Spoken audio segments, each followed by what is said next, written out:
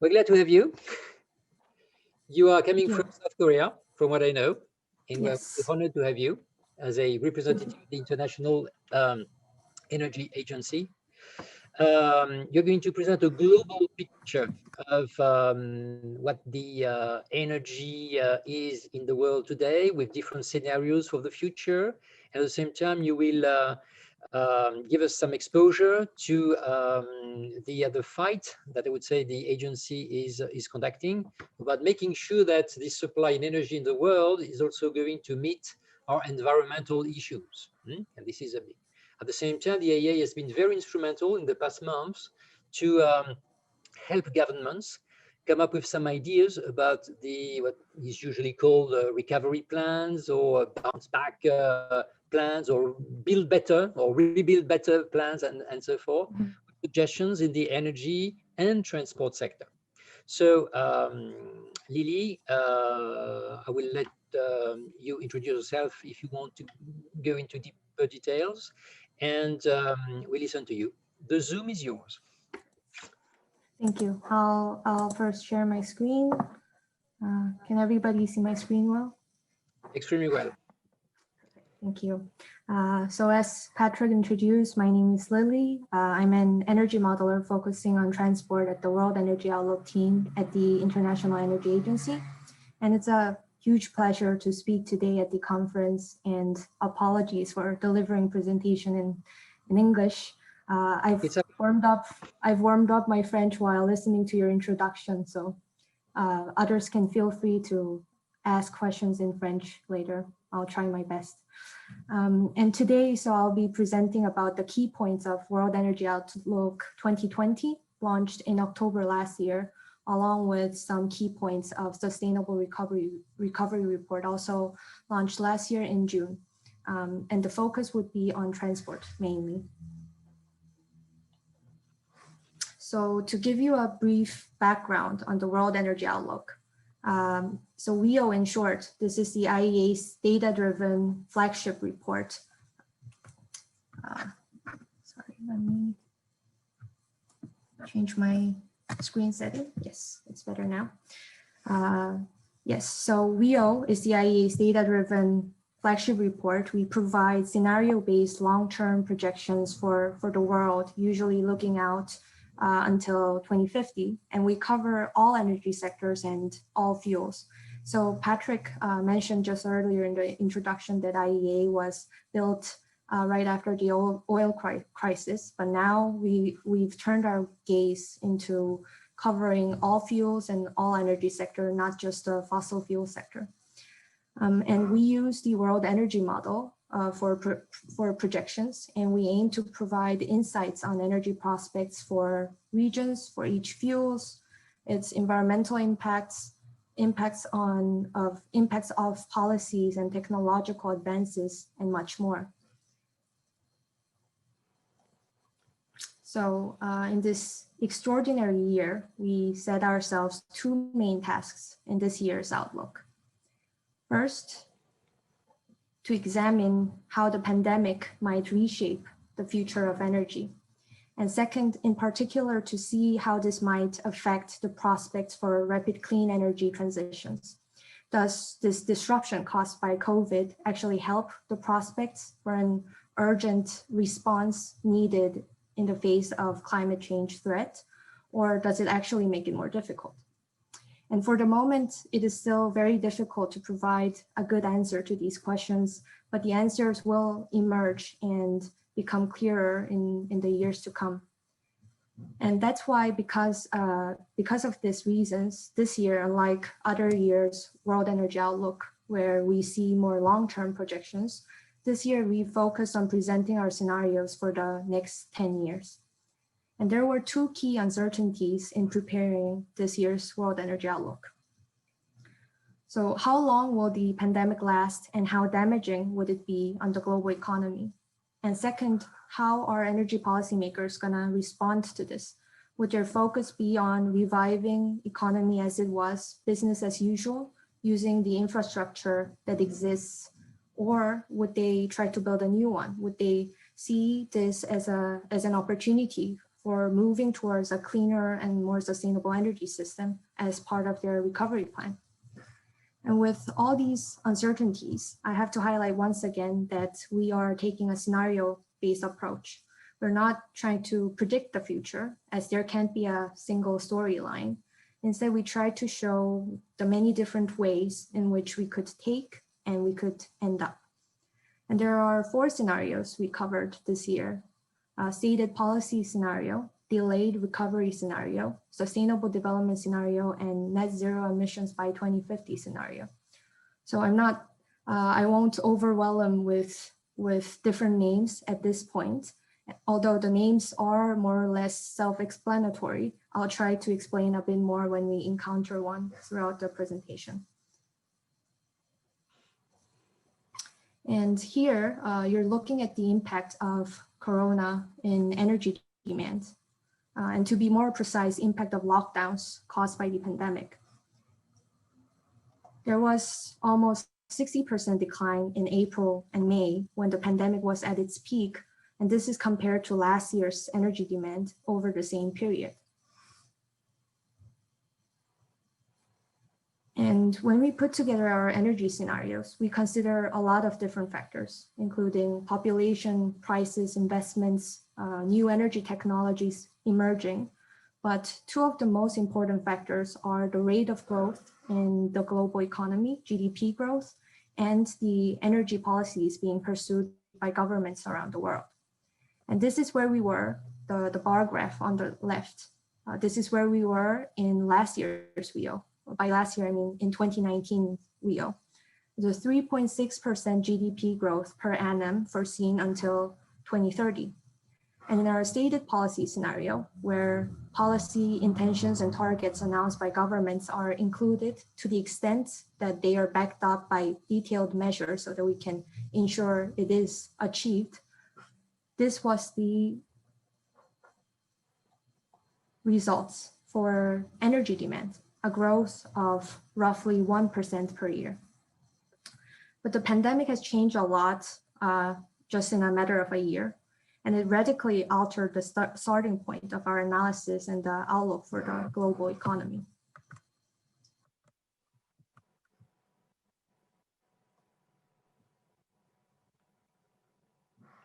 And the stated, yeah. So it seems that the animation is not working as well as I hoped it would be, but I'll continue for now. Yeah. So in the stated policy scenario of this year's World Energy Outlook, we assume that the pandemic is gradually brought under control over the course of 2021. And this allows for a steady recovery in global economic activity. Still, the economy is smaller than envisioned in WEO 2019, and the energy demand is lower as well, as you can see. And there's one more scenario related to this. Although we do not hope so, this is a scenario where pandemic stays with us longer, leaving deeper and longer lasting scars on social and economic life. We explored this in the delayed recovery scenario. So in this scenario, we use the same policy assumptions as stated policy scenario, but assume a prolonged pandemic with the near-term economic slump taking longer to recover. So another 2 years to get back to the pre-crisis levels. So by 2023. But there's also significant damage to the long-term growth potential of the global economy. And as you can see in this point in the graph, so this means in terms of energy demand, in the stated policy scenario, we're back to 2019 levels of demand in 2023. But in the delayed recovery scenario, it takes 2 years longer. So coming back in 2025.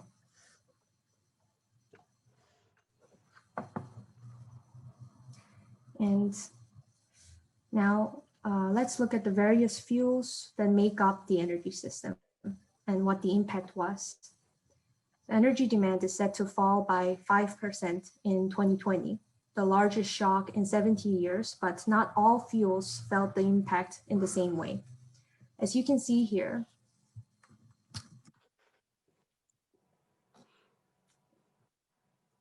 Oil and coal were hit hardest, while renewables, especially in the power sector, have been much less affected. This also means that emissions of CO2 fell even more than energy demand, around 7%. But we explore what will happen next, up to 2030. This should actually show a gradual animation change, but it only shows the result of 2030. So in the stated policy scenario, so this is where pandemic is brought under control in 2021, oil demand gets back to pre-crisis levels within a few years, but there's no such rebound for coal. So it's important to note that coal is under pressure today from phase-out policies around the world. Low natural gas prices doesn't help either, and also the rise of renewables.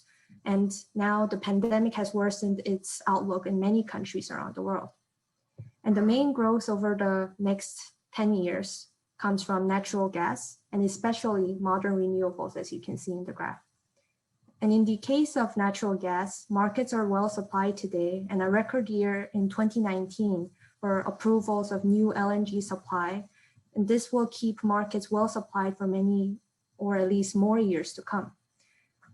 Prices at the moment look very attractive for consumers, and we see strong potential in the scenario for gas growth in countries like China, India, and others in Asia especially, that are trying to boost industrial output and improve their air quality, hence moving away from coal.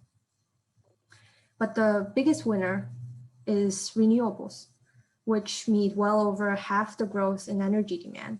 So renewables are not yet the technologies of choice in every part of the energy sector, but where they are strongest, as in the electricity sector, for instance, the combination of falling technology costs, policy support, and good financing environment gives a very promising outlook.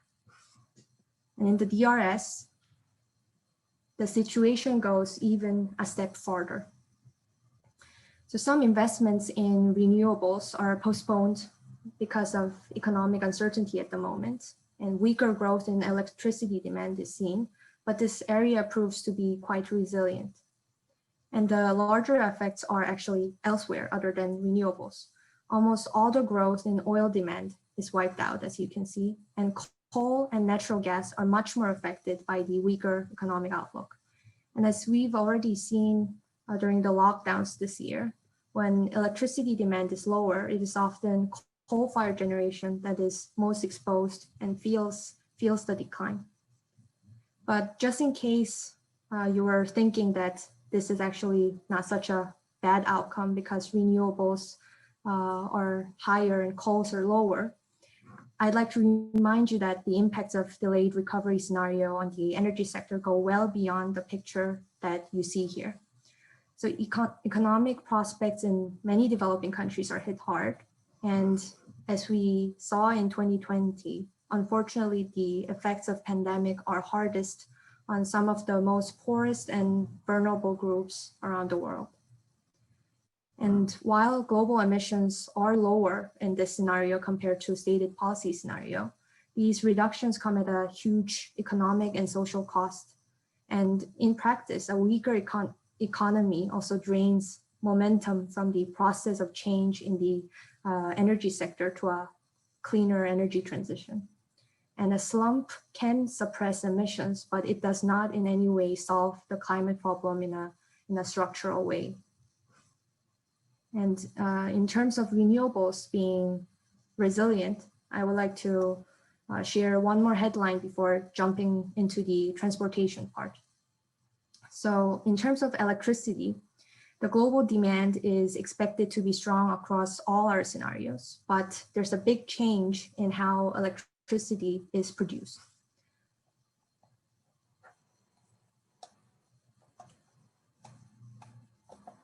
Here. So over the past 2 decades, coal-fired power dominated electricity generation, increasing more than any other source, as you can see. Now, solar PV is sorry, it seems like there's a problem with the presentation.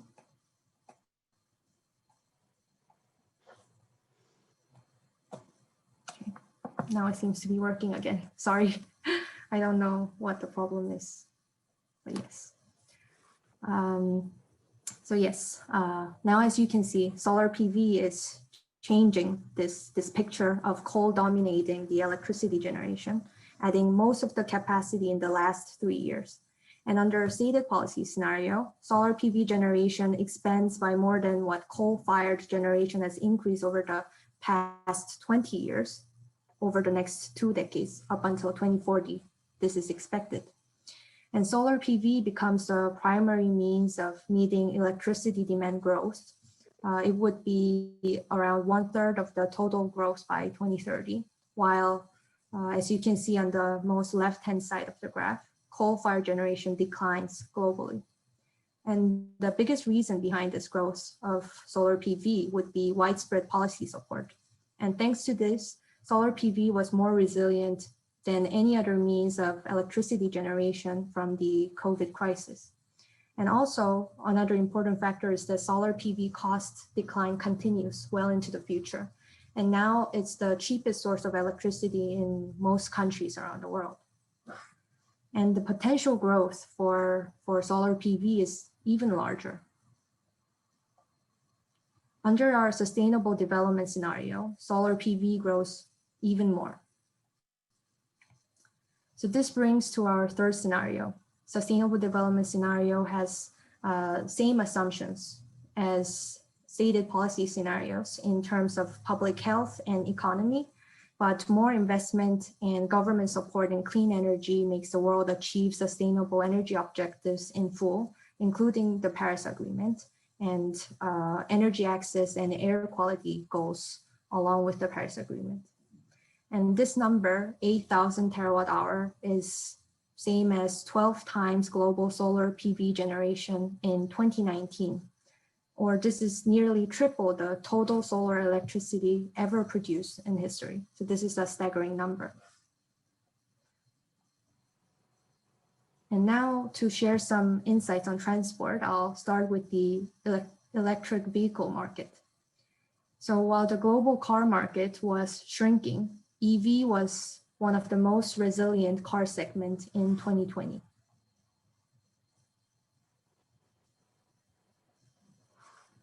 As you can see from the graph, amidst the pandemic, it continued its growth in 2020. And of course, at the moment, electric car market is smaller than conventional cars, accounting for around 3.5% of total car sales. It is continuously growing. And for instance, at the end of last year, EV market shares in France, for instance, have surpassed 10%, along with Germany, UK, and some other key markets. And the reason for this resiliency in 2020 will be the continued policy support from the government, especially in the EU and importantly in China as well. And another reason for this resiliency would be also that potential or buyers of EVs tend to be from a higher income group at the moment. So they were less affected by the crisis than other income groups. And now this would give a more general idea of the total car market. So on the left, it's a historic data on the evolution of car market and projection under the stated policy scenario. By 2030, we expect electric passenger car sales to reach around 20 million, and this accounts for a bit less than 20% of the total car sales. And conventional car sales fueled by fossil fuels like gasoline car or diesel car are expected to peak by mid-2020s. And now to see how this compares under sustainable development scenario. So by 2030, not only the total car market shrinks faster than in stated policy scenarios, this is due to people moving on to active mobility faster, for instance. But in stated policy, sustainable development scenarios, EVs account for almost 40% of the total car sales by 2030, and by 2040, 80%. This is a huge growth, as you can see. And talking of active mobility, I would like to zoom in and share this new and interesting analysis we did in this year's World Energy Outlook. So this graph on the left shows will show the impact of behavior changes in transport oil demand between 2019 and 2030 under stated policy scenario. This was done in the context of oil demand projections, but in today's conference, it would be meaningful if we look at the angle of what kind of behavior change could affect transport demand in general, since oil accounts for most of the transport energy demand at the moment, and also how much its effect would be. So perhaps you have heard of behavior change before, and maybe mostly in a positive way, where it's good for the environment, for instance, using more public transport instead of driving and so on. But here we've analyzed specifically, especially in the Corona times, what kind of behavior changes were seen and are expected to continue into the near future. So here, increased teleworking, delayed new car purchases due to COVID crisis, and fewer flights decrease energy demand. But the interesting part is some behavior change actually increase oil demand. So shifting away from public transport to private cars due to health concerns and delaying replacement of old cars, resulting in a slower fleet turnover, hence more older cars in the road. And SUVization, so continued consumer preference for sports utility vehicles, will drive up the transport energy demand. And this SUVization, this is not a behavior change induced by COVID, but a continuing trend regardless of COVID. It started even before the coronavirus. So if people continue to choose SUVs over more energy efficient cars, there will be an increase in transport energy demand because on average, SUVs consume about a quarter more oil or energy than medium-sized cars. And these two countervailing effects that push and pull transport energy demand to each side actually lead to an increase. This shows that people actually don't change their behavior just because of environmental reasons, as you can see in the SUVization, for instance. So a policy push, this is where policy could come in and have a big role. Nudging people to the right directions will be helpful in curbing emissions and also energy demand. And now on the right side of the graph, we'll see how this combined effects of behavior change compare with the other two so-called traditional key drivers in curbing energy demand: fuel efficiency and fuel switching. So this shows actually how important fuel improvements in fuel efficiency and fuel switching is. It offsets most of the energy demand growth that comes from activity growth. And fuel switching here includes changes to EVs or hydrogen or biofuels from the conventional fossil fuels. And with this, behavior change actually accounts for only around 1 to 2% of the total oil demand growth expected by 2030.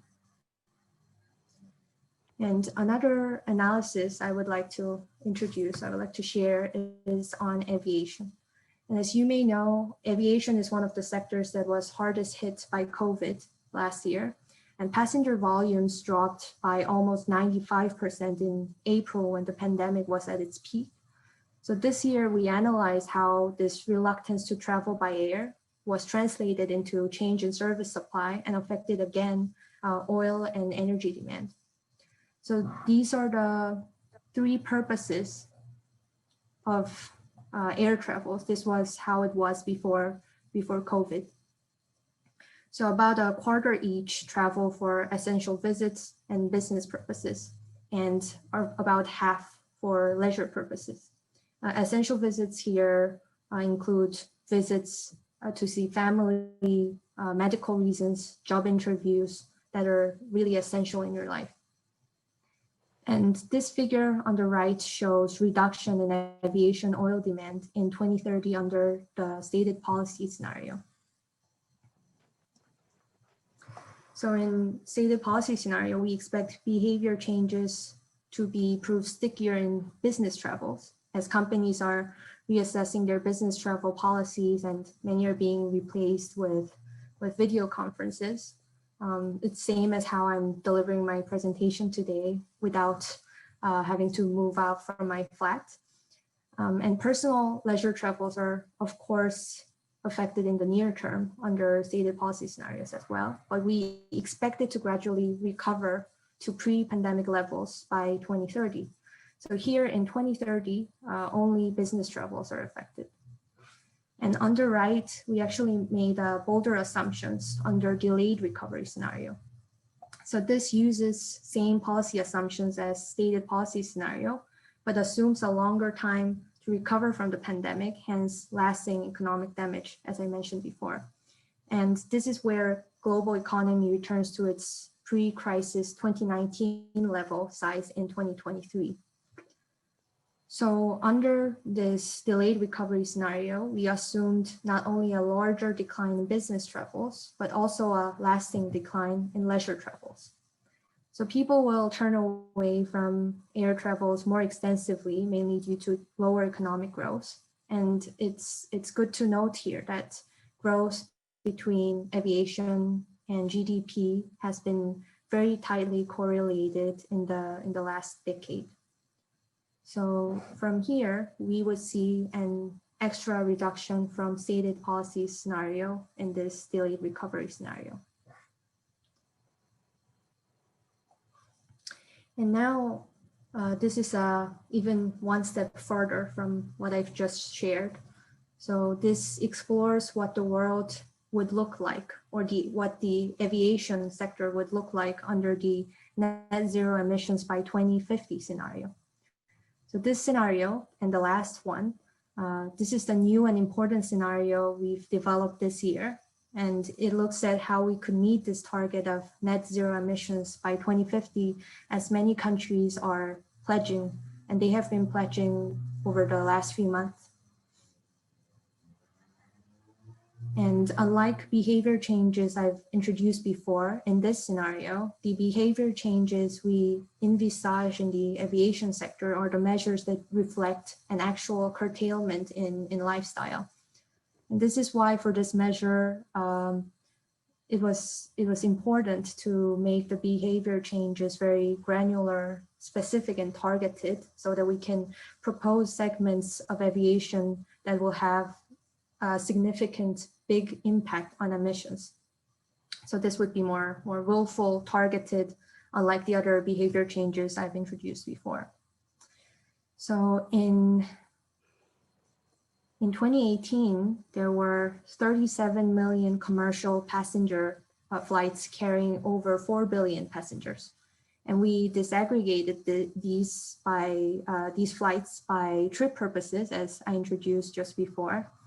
And to determine how we can get behavior change, how we can target behavior change most effectively, what is important is also the emissions intensity of different trip length. So we disaggregated by that as well,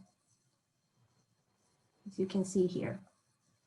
So per revenue passenger kilometer traveled in the air, so passenger kilometer traveled in the air, we can see that short haul flights are the most polluting. So domestic and other short haul flights are actually the most carbon intensive form of travel. And this is due to the fact that takeoff and landing consume the most fuel in the whole process of flying. But when we look at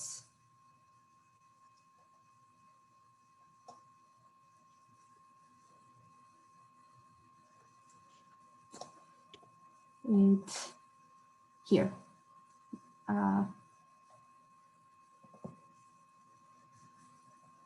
yes, here, no, here, sorry. When we look at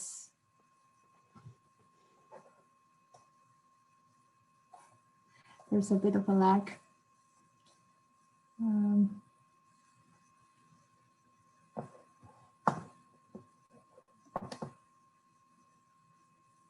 Can you see my screen well?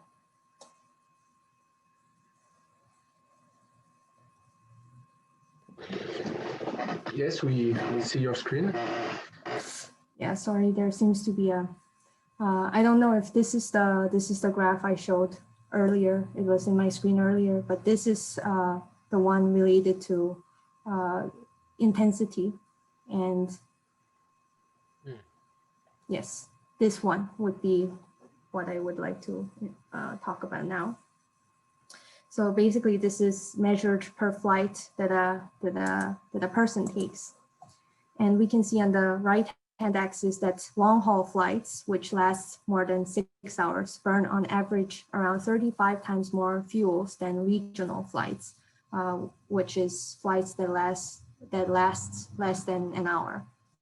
And this is not only because long-haul flights last longer, but also because they involve larger aircraft and carry a much larger weight in fuel. So as a result, while long-haul flights actually represent only 4% of all flights, they are responsible for over a third of total CO2 emissions in the aviation sector. So based on these findings, we have chosen to model 3 measures of behavior change in the aviation sector. So it would be this graph. So first one would be cutting all short-haul flights in 2030, as you can see in the most left-hand side of the graph. This is because short-haul flights are the most polluting per revenue passenger kilometer, and there are technologies actually available that can replace these short-haul flights. And especially in France, high-speed rail is very advanced, as well as other parts of Europe. And second would be cutting 3/4 of business travels in all segments. This is what we are already seeing. We're already seeing a change underway here. And especially since the pandemic started, this pace of change has gotten even faster. And the last one would be cutting 3/4 of leisure purposed long-haul flights, as you can see in the most right-hand side of the graph. And with these measures combined, we estimate that this could reduce emissions from flying by around 60% in the net zero emissions by 2050 scenario in 2030. And this, I believe it's one of the most relevant piece of analysis for OrbiMob. This is the effect of active mobility in emissions. So if we could all cycle or walk those trips that would take less than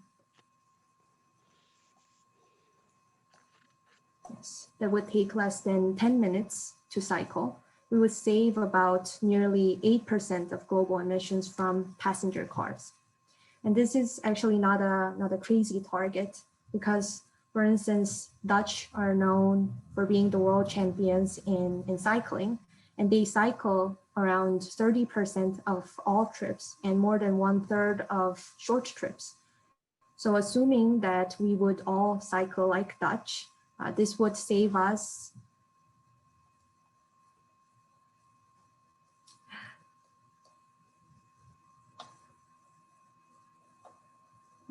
this would save us 5% of passenger car emissions every year.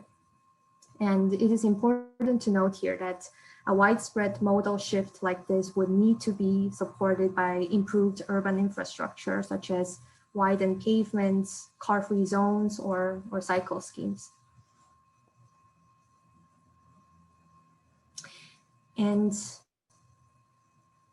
this is how much impacts behavior change induced by right policy signals and market development can have on emissions. I'll show you a more granular one, which is one of my favorite graphs in this year's WEO. So some changes in behavior could happen straight away easily, but others would need to be guided by policy, supported by infrastructure, right signals, and it would ramp up only over time. And in par with this emissions reduction from behavior changes, earlier last year in June, IEA has published a sustainable recovery plan for actions that can be taken over the next 3 years. So until up to 2023. And this details the way in which we can sustainably recover from the COVID crisis. And the plan has 3 main goals. The first, boosting economic growth, creating jobs, and building more resilient and cleaner energy systems. So we estimated that the overall spending needed for the plan is around $1 trillion per year over the next 3 years. And this represents only about 0.7% of global GDP today. And this includes both public spending and private finance that would be mobilized by public policies. And implementing this sustainable recovery plan can achieve a range of significant outcomes. And our analysis show that by implementing the plan, we can boost global economic growth, but also save or create roughly 9 million jobs per year and make 2019 the definitive peak in global emissions so that it does not rebound as we get out of COVID crisis. And now zooming in the transport sector. So we estimate following the sustainable recovery plan would require around $270 billion for the next 3 years. And we had 3 specific focus for transport. First, encouraging consumer purchase of more efficient new vehicles. Second, expanding high-speed railway networks. And lastly, improving urban infrastructure. So as you can see here in the graph on the right, we emphasize recovery plans to focus on investing on efficient new vehicles, including electric cars, electric 2-3-wheelers, buses, light commercial vehicles, and so on. And second, high-speed railway, here included in long-distance transport. So investing in improving efficiency of trucks, airplanes, ships, and so on. And lastly, urban infrastructure. This is investing to accelerate deployment of recharging networks for electric vehicles and to improve public transport and improving walking and cycling infrastructure.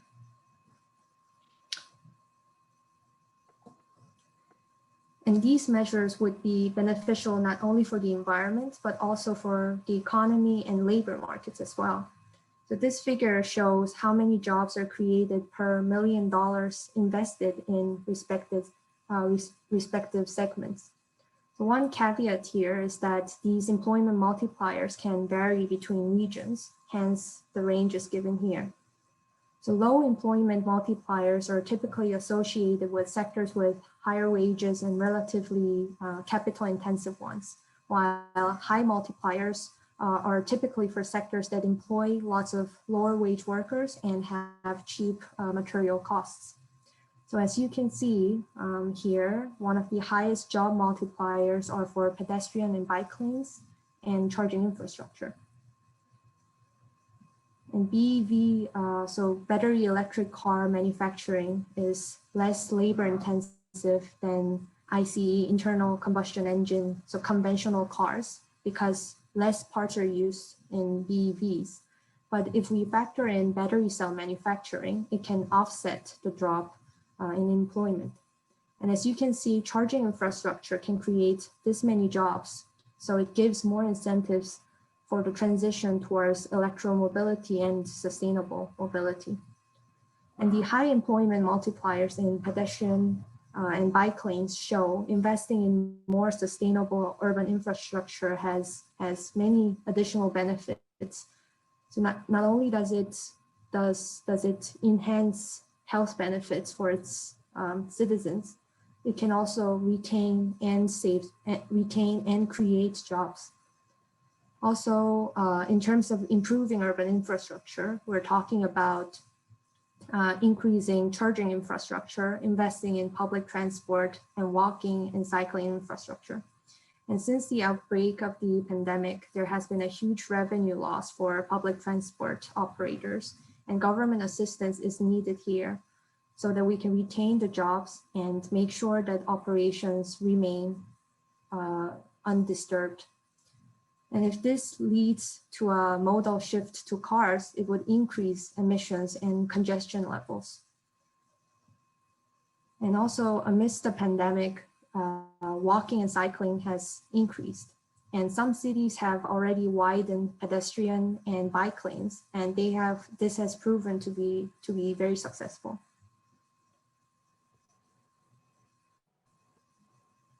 And of course, sustainable recovery plan, it's needless to say its benefits for the climate.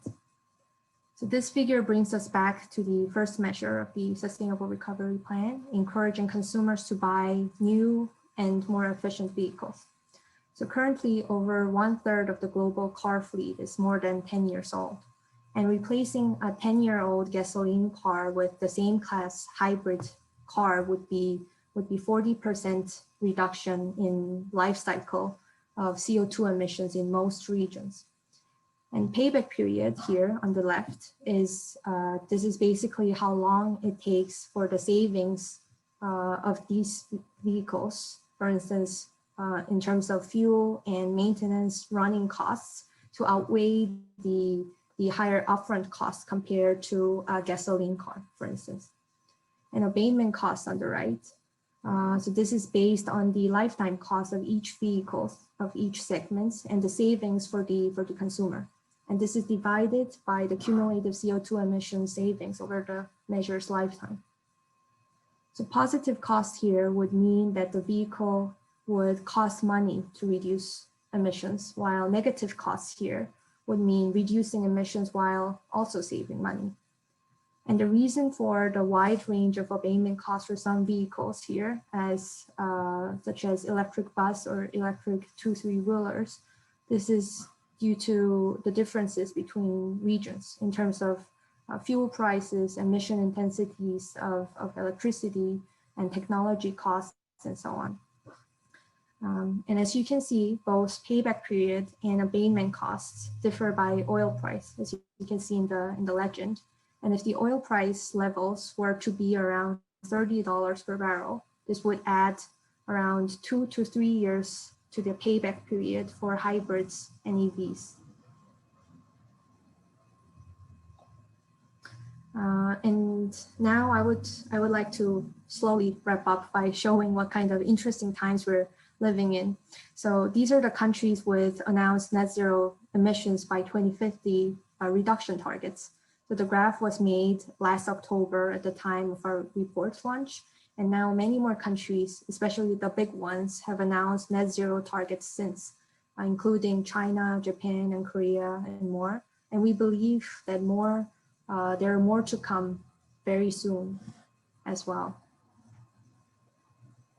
But in the midst of this growing interest and growing momentum, we should really keep in mind that the world is still far from putting emissions into a decisive decline. In our steps, so this is a scenario where no drastic changes are expected other than the announced policies. We estimate CO2 emissions to rebound to 2019 levels just before 2030 and remain roughly stable after that. So this trend is far from meeting international targets on climate, including the Paris Agreement, and would lead to a temperature increase of around 3 degrees Celsius. And in the SDS, we have analyzed how energy systems could transform over the next decades to meet the targets on climate, air pollution, and access. And this is in line with the Paris Agreement, and the emissions in the SDS fall to zero by 2070. And to achieve this scenario, it is critical that the recovery from the pandemic is as sustainable as possible. And the Sustainable Recovery Plan, the special report I just mentioned, is fully integrated into this SDS scenario. And now, as I said, we've seen an increasing number of countries, including EU, UK, New Zealand, and more recently China, Japan, and South Korea, making pledges to reduce CO2 emissions to net zero by mid-century or earlier, and introduce sustainable recovery packages.